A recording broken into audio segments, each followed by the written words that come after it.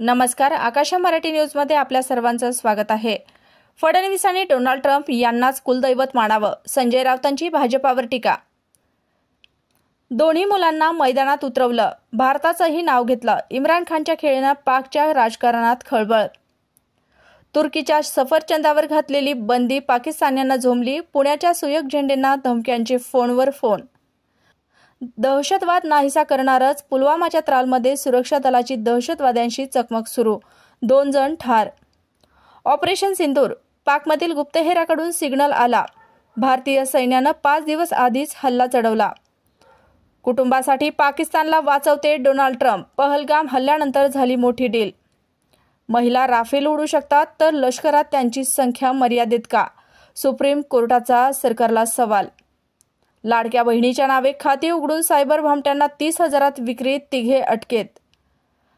Colonel सोफियानवर टीका भोवली, मंत्री विजय शहांवर FIR, हायकोर्टानं फटकारले, रात्री गुन्हा दाखल। अंगावरची हळद उतरली नाही, दारातला मांडवही तसाच असताना मृत्यूने गाठलं।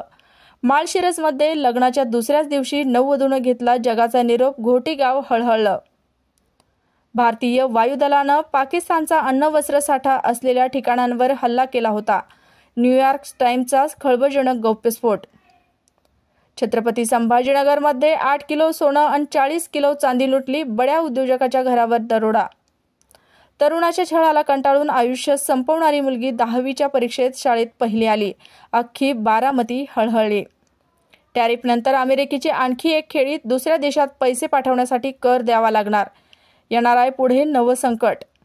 जिंतूर जालना महामार्गावर अज्ञात वाहनाच्या धडकेत दुचाकीस्वार ठार। आग लागलेली बस 1 किलोमीटर धावली, ड्रायव्हर उडी मारून पळाला, प्रवाशी होरपळले, 5 जणांचा मृत्यू।